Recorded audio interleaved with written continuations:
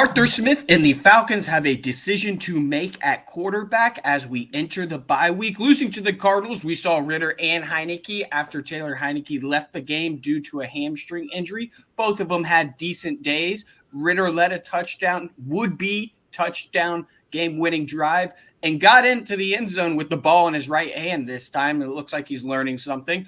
Unfortunately, the Falcons defense couldn't hold up. Kyler Murray led the actual game-winning drive that set up a go-ahead field goal. Now, Arthur Smith has a decision to make. Before this game, he named Taylor Heinicke the starter, but they would reevaluate the position at the bye week, but refused to play the musical chairs game, alluding to the Falcons would name the starter going in to the Saints game would be the starter for the rest of the season.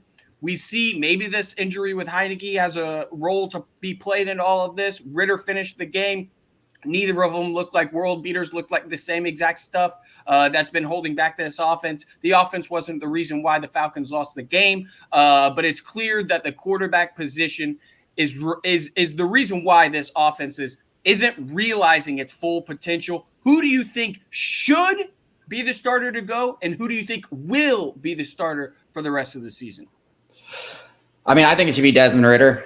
I actually don't think they ever should have benched Desmond Ridder. I didn't think it made a lot of sense. I was actually shocked when he came out of the Titans, and then I was shocked when they named him the starter after that. Oh, I wasn't shocked because he did play really well against the Titans and kind of put him in a little bit of a pickle, but that's kind of the reason why I was shocked they went there in the first place, because you open up Pandora's box and stuff like that.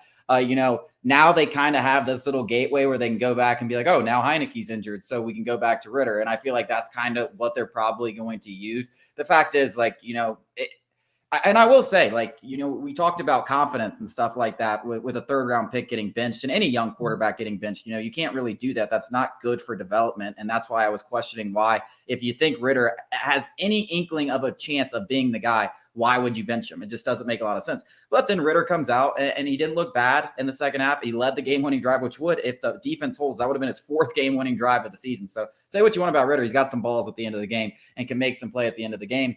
But yeah, I think they're going to go back to him. I don't think Heinicke showed anything worthwhile that's really going to change anything. Obviously, the Falcons haven't won these games against bad teams. Now, it's not really necessarily been the offense's fault. The defense hasn't held up their end of the bargain with the losses of Jarrett and stuff. But I just think they're going to give Ridder the rest of the year, see what they have in him. Hopefully he can make the playoffs, whatever. I mean, it's just like we said in the last segment, it's just such you're in between a rock and a hard place. There's not really any good decision. So I wouldn't be surprised either way, but I do think they're going to go with Desmond Ridder. And I do think simply because he's the developmental guy, it makes the most sense. Yeah, it's like choosing between the lesser of two evils with this guy. It really is terrible. It's like, which leg would you rather break, your right or your left? Well, I guess my left, because I'm a righty, in case I need it for a kickball or something. Yeah, it's just a terrible situation you find yourself in. And I tend to agree with you.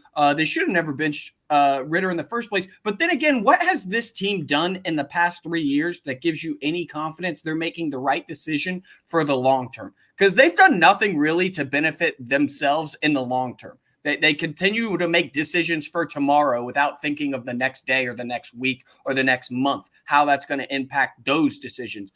So they should have never benched Ridder because, what was Heinicke going to do? Come in and give you similar play?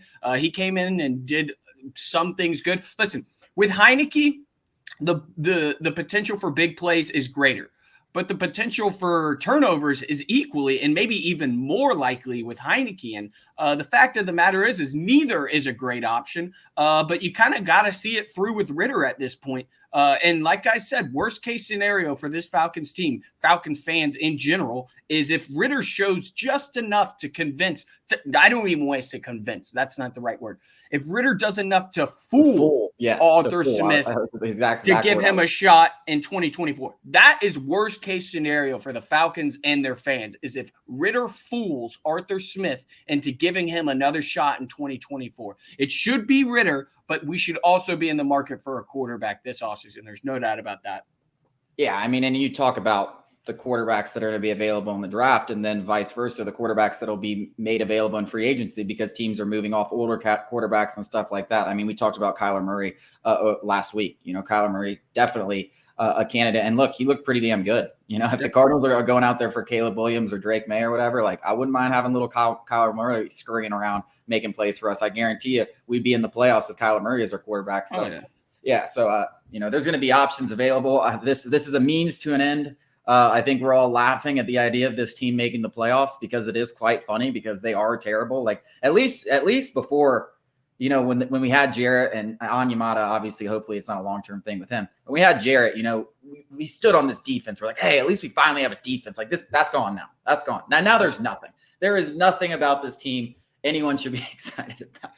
No. Let's sit here and ask ourselves, what are the redeeming qualities of Arthur Smith in this team? He came in here for, his offensive pedigree. We've yet to see that. We were standing on the defense. Now injuries have taken that away. Special teams was something that we could hang our hats on last year. Now they're terrible. We're giving up big punt returns. We're not getting our offense good field position on punts. We're making negative decisions on special teams. There really is no redeeming qualities. The only thing that I could hang my hat on are the bones are in place offensively to potentially attract the next head coach who is hopefully the next offensive guru, but that's like throwing a dart blindly at this point, and maybe attracting the next quarterback. That's really all Falcons fans can hold their heads about is, maybe the next guy can get something out of these top 10 picks because Arthur Smith,